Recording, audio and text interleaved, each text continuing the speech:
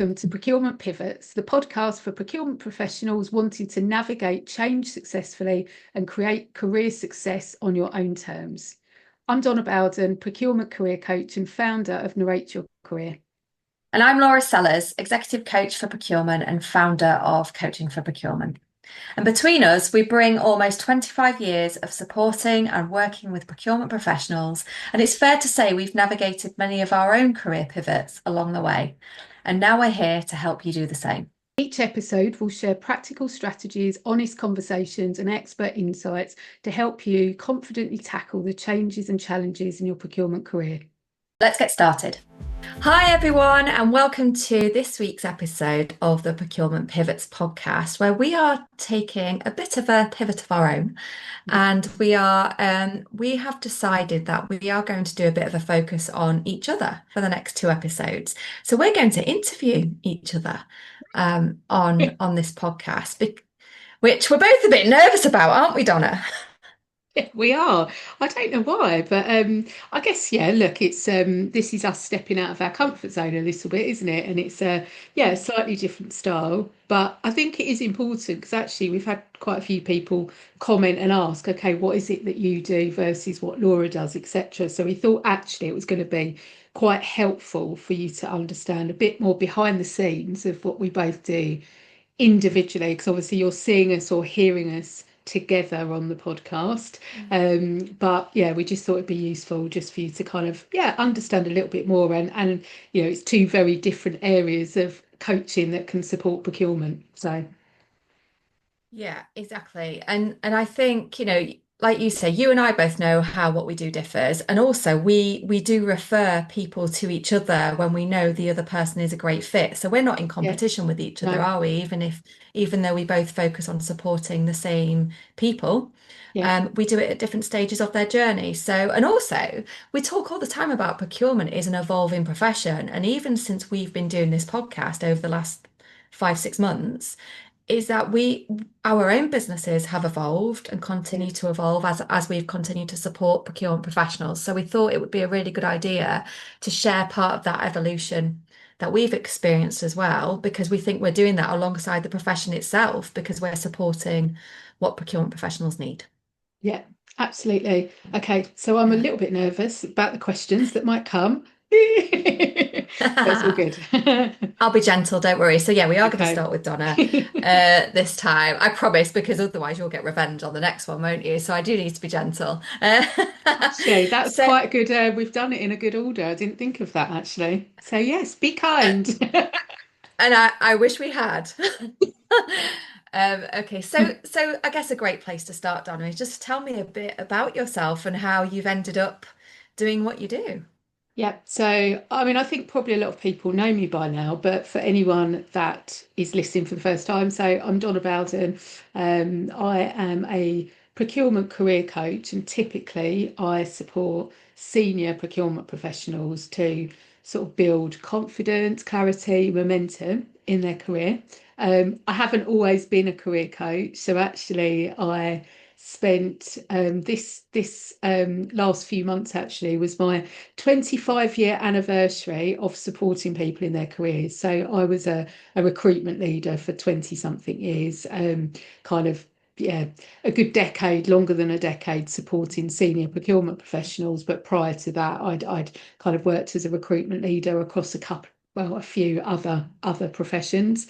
And yeah, these days I don't recruit, just really focus on the career coaching side of things. But yeah, personally, I live down on the south coast by the sea, just in a place called Hove next to Brighton, and I've got a daughter and a husband, and I studied down here, so decided to move back down probably about 12 years ago, I think it was, and yeah, absolutely love living by the sea. So that's a little bit more about me as well.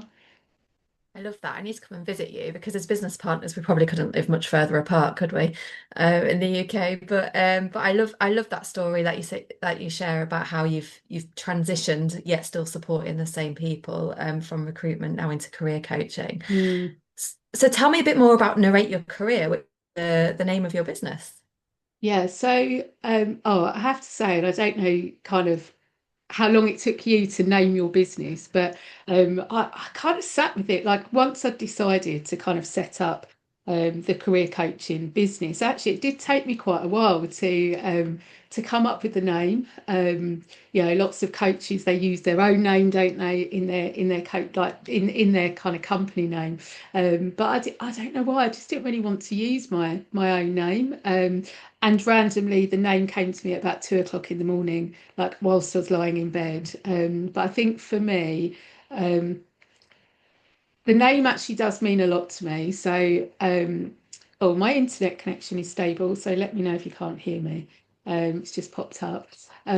So, I think a big part of the work that I do with individuals is really helping them to understand their story and helping them to articulate their story as part of, I suppose, their positioning for future internal or external career moves. And so I think that storytelling piece is, I'd say it is a big part of kind of the work that I do with clients, but also I think just this whole concept of like sharing how you feel in your career, talking about your own career.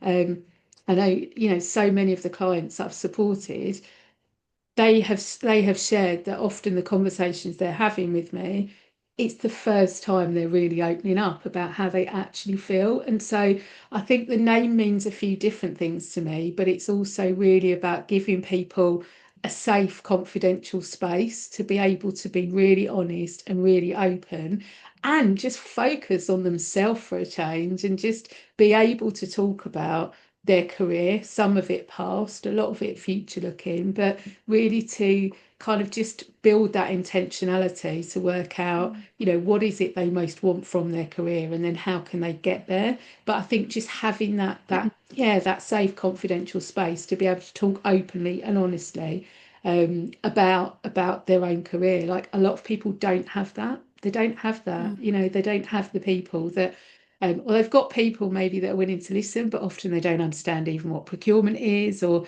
you mm, can't have that degree of open and honest conversation a lot of the time with colleagues as well. Or you might have it in a conversation, but certainly you can't spend that length of time just focusing on your own career. So yeah, for me it's a multi-meaning name, but really yeah, I wanted to create that space for people to focus on their career, but also give people the tools to be able to confidently articulate their own story. yeah, I love that. It's so grounded in purpose. And I think, knowing you a bit more now is like that those ideas you have in the middle of the night, with the name of your business, that's not the only idea that happens, like your inspiration, that your inspirational ideas do sometimes come at that time of night, I think, from what you've shared with me in the past. I hope you don't mind me sharing that. No, no, no. Well, I think the sleep issues is also something that happens when you get to a certain age as a woman. I think hormones don't help. But actually, a funny story. So I thought of the name, and I'd been thinking of names for ages, and I'd come up with a few that I liked, and then I'd check them out, and they already existed. That's the thing. Obviously, you need to pick an original name that doesn't exist. And so it came to me, and I was like, oh, I think I really like this. And so rather than just like act on it the next day, at I think it was, I looked it up actually a little while ago. I think it was at 1:23 in the morning. I actually decided to go and buy the domain from GoDaddy just in case someone else came up with the exact same name in the middle of the night. So by the time my husband had woken up in the morning, at like 6 o'clock in the morning. I was like, guess what? And he's like, what? I was like, I've got the name and I've bought the domains and I've protected them in like loads of different ways. So yeah, yeah, bit of a kind of impulsive action taker at times, I could say. However, it served me well. It was the right It decision. It has served you well indeed, and I know from what you've shared about where people love when they come to work with you as well, how they love the idea of narrating their own career because sometimes we feel like our careers are not within our hands, don't we? So, Yeah. so to be able to bring back that control and that empowerment, which is a focus for, for coaching, it's definitely incredibly useful. So in terms of, you've shared some great background there and about your purpose. Is there anything else that you'd like to share about why you set the business up that you feel would be useful for people to know? Yeah, I think again, there were a few reasons for me setting it up. One of the first reasons was, I'd been supporting senior procurement professionals for probably at that point a good decade. And all of a sudden, like the external market conditions Mm. had really shifted. And I was starting to have lots of similar conversations, often with people that I'd known for a very long time. Some of those people I'd known them probably for a good decade, and suddenly a lot of people, it felt like they were finding things much more challenging, much more difficult, both in their roles, but also when it came to kind of trying to secure a new role externally. And I think, suddenly procurement was being affected by these kind of mainstream redundancies and restructures, much more so than it ever had been before. So, yeah, I just felt like there was a lot of people that suddenly were finding things quite difficult. And, actually, the way in which people secure roles now is quite different to even a few years ago. And I think the majority of people don't really understand the changes that have taken place, and they're still approaching a search in the same way that they always have. And very quickly, like, yeah, like amazing procurement professionals were like having their confidence knocked and chipped away, day by day, week by Mm. week. And all of a sudden, like they were just like questioning, am I even right anymore? Are my skills no longer valid? And like starting to really question themselves and their own ability. And I wanted to be able to help people more than I could in the capacity as a recruiter. So obviously you can help as a recruiter, but commercially, you have to be very careful with kind of how you're spending your time. And I used to love really helping the candidates that I was working with, that I was putting forward for roles. Like I would invest a lot of time and effort making sure that they were prepared for their interviews. Like I did a lot of interview coaching, probably more so, people would tell me more so than other recruiters. And I really enjoyed that. And it made a difference because the people I was putting forward for roles, they would get those roles. So it was in my interest as well to help them. But yeah, I think just really I wanted to be able to do more than I could for people. And I actually, from a personal perspective, I got to this point where, and I think I've mentioned it on here before, like I started reassessing my life, my career. What do I want my Mm. life to look like? How do I want my work to fit in? And I started asking myself really important questions. What do I still love about recruitment? What would I love to do more of? What would I like to do less of if I had the choice? And actually, all of a sudden, it kind of became very, very clear to me the elements of my work that I most enjoyed. But that by itself wasn't like a pre-existing role in the marketplace. Mm. And so I kind of recognized that if I wanted to spend most of my time doing what I enjoy most, I had to build this kind of, yeah, coaching, career coaching business for myself, because as a recruiter, that was just one little part of the role. It wasn't the whole role. And I wanted to kind of, yeah, spend my time doing what I most enjoy and what I know I'm really good at. So yeah, I think it was partly for me and my family. And the life that I want to build for my family. But also a big part of it was just to be able to help more people that were finding things quite challenging and difficult, either within their roles or looking for their next role. Yeah, no, I think it's so important what you're saying, and again, the purpose that you have behind this is like you've lived through your own career pivot as well, Yeah. haven't you? So that's really helpful, and also your own story, I guess, to be able to help your clients. So Yeah. you mentioned about senior procurement professionals. Is that who you focus on coaching now? Yeah, I mean that is my yeah, I suppose my ideal client profile is a senior procurement professional. Now, that doesn't mean that I can't help other people as well, potentially. I only work with procurement professionals or associated career choices. So, some of my clients are more focused on elements of procurement, supplier management, for instance, Mm. sustainability within procurement. But typically, most of the people that I support, yeah, they're kind of senior levels, and that's either senior level doing standalone roles, or it will be, kind of, people running procurement functions as procurement directors, heads of procurement, CPOs as well.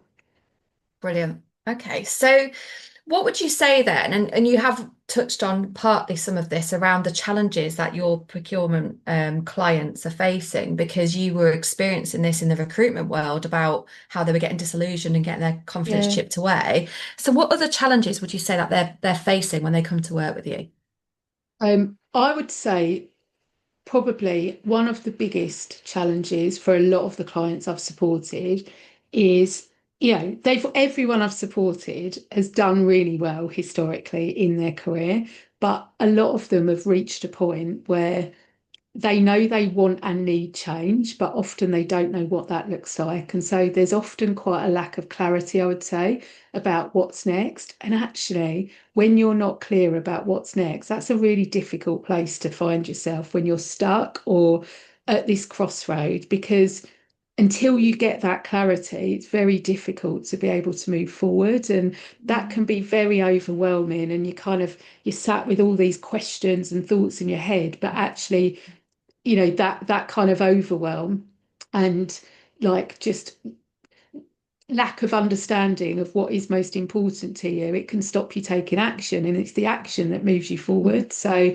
I would say, probably one of the biggest things is that people have kind of, reached a point due to no fault of their own, but they're just feeling stuck, and they're just like, they know that change is needed, but they just don't know what that looks like, and then how to go about making that happen for themselves. Mm. So yeah, I think a big part of the work that I do, particularly with my one-to-one clients, is really helping them to get clarity and confidence about what is next. It's like that's where we start, but actually there's a lot of work we do in order to get to that point. It's very easy to say, oh, just get clear on what you want, but that's not easy, is it? You'll see, it's like No. actually it can take quite a lot of work to get to that point that you're like, do you know what? That is the path that feels right for me.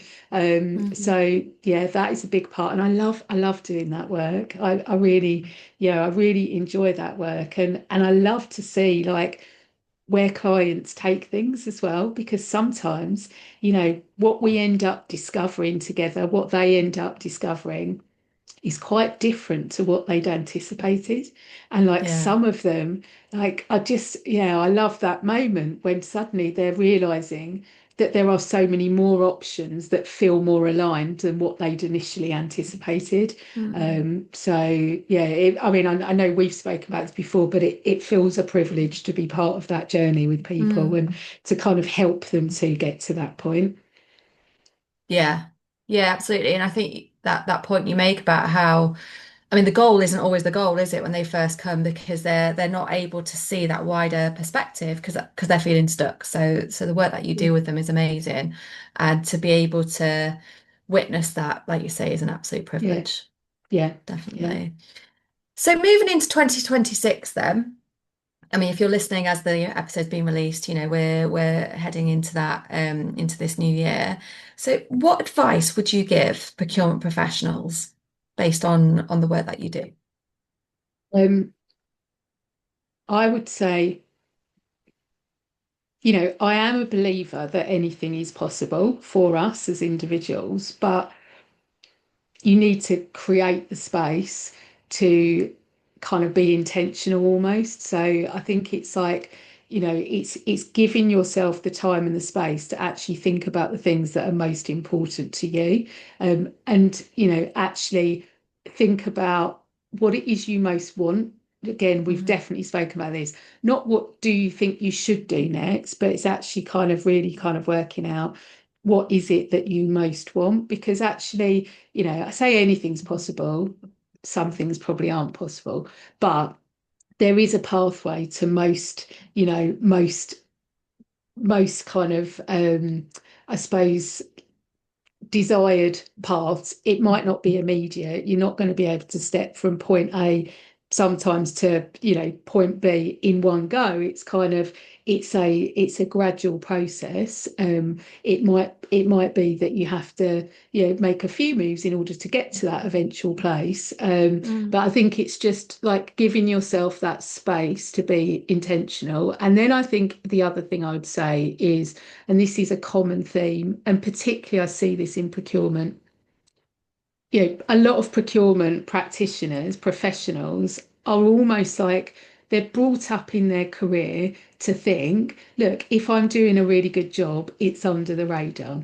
The business doesn't need to be bothered, and a lot of like the brilliant work that happens, it's behind the scenes and it's not known about. And so it's also, I think, just, it's giving yourself that space to recognize the positives that are happening, because a lot of the time, our mind will naturally focus on the problems, the challenges, the difficulties, and a lot of people are not recognizing their own progress and their own wins. So I think it's also being kind to yourself and making sure that you have a system for recognizing that success yourself, even no matter how small. This is not about big wins, but then it's thinking about how can you then get more of that visible to other people as well, because actually, if the great stuff is invisible, then how do people know about it, and how can people then act on it? And I think in the world that we're in right now, like most people are finding, just getting their head down and doing a really good job, that probably isn't enough, particularly at senior Mm. levels, to get you that next senior opportunity. The right people need to know the right things, but it's not about shouting everything and bragging about it. But I think, yeah, for me, that first step is giving yourself permission to recognize it yourself, firstly. And then Mm. once you recognize it, how can you then um, share some of it, communicate some of it with others so that the right people do know that right stuff? Because, if you don't recognize it, they're certainly not going to. And also, if you keep it to yourself, they're not going to again. So it's about, setting yourself up for future success, and how you're going to get that future role, senior role in procurement, probably isn't how you've got a lot of your historic roles, because it is a Mm. different process when you get to more senior levels. You need that sponsorship. You need the backing often of other people that are going to, really champion you for that next role or that next level of role.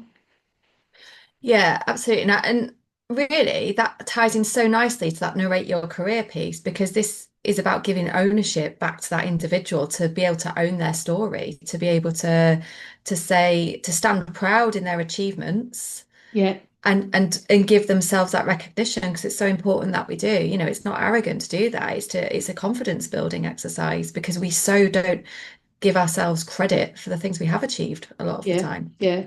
And I think as well, it's like, you know, most of us are here helping to solve problems, like whether we're business owners, we're coaches, so we're helping our clients to, to address some of their challenges or help them to achieve their goals. But I think when you're in your procurement career, like you're doing a lot of work which is helping the business, it's helping the stakeholders. And actually, like, how can those stakeholders know that you can help them unless you're sharing it? That's the thing. It's kind of like, you'll only be able to help more people if they understand the way in which you can help. So I Mm, think it's like, but there is this misconception that, you know, becoming more visible is about the bragging, and it's really not. But, if you are a person like we are, certainly, that you want to help others, like, they can only understand what you do if you share it with them.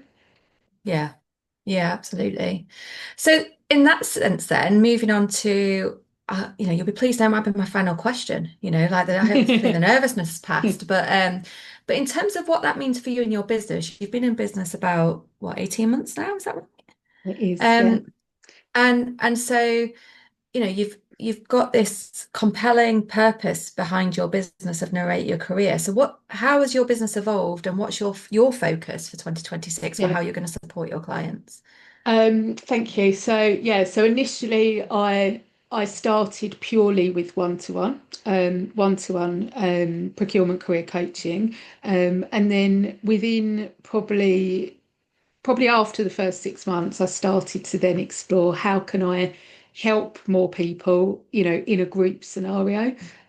So for this year, I would say, my work is going to be a combination um, of quite deep one-to-one work. So I don't typically offer standalone single sessions. I think I did a couple when I first started, but for me, like most people need a lot more than just a single session. And even, I've had people kind of say, "Oh, can you just help me with the CV?"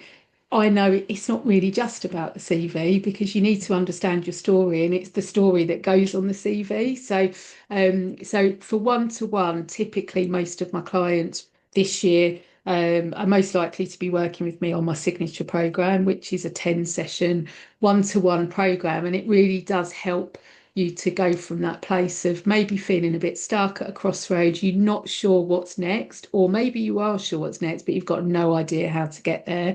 And then it's working through my career positioning framework. So it's kind of really helping you to understand your story, communicate, articulate your story, raise your profile internally, externally, build your interview confidence before you need it.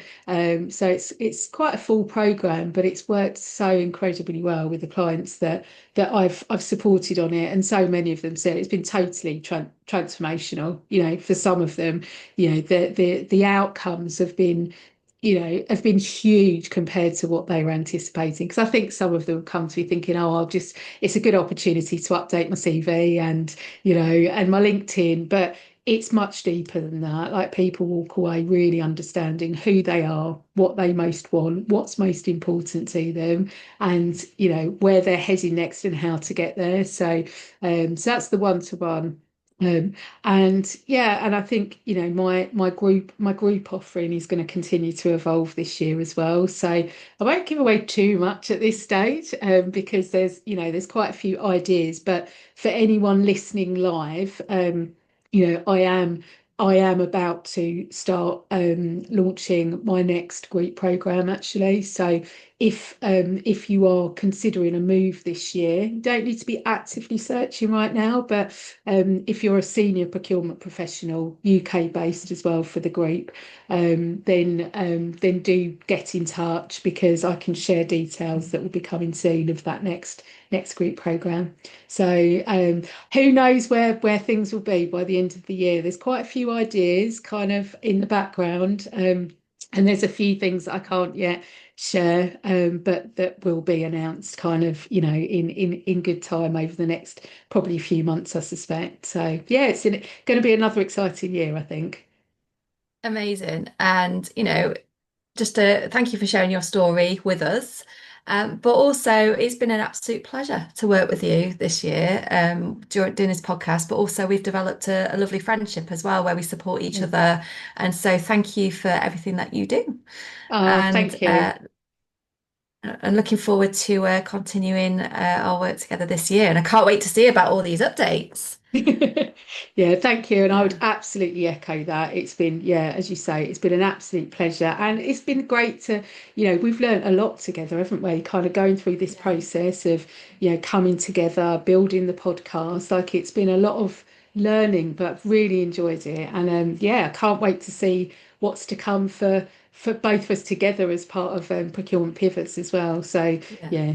yeah, yeah, thank you Brilliant. for Thank being you. kind as well. That was Well, okay. hopefully I've set myself up for some kind questions in the next episode, but we shall see. We'll Brilliant. Well, see you thanks so next much. time. Yeah, thanks so much for tuning in, everyone, and hope you've enjoyed it. Take care. Thank you. See you later. Bye. Thank you for tuning in to Procurement Pivots. We hope today's episode gave you actionable tips to help you to continue to move forward in your procurement career. If you enjoyed the conversation, follow our episodes, share them with others, and please support us on our social media channels for others that might be interested to tune in.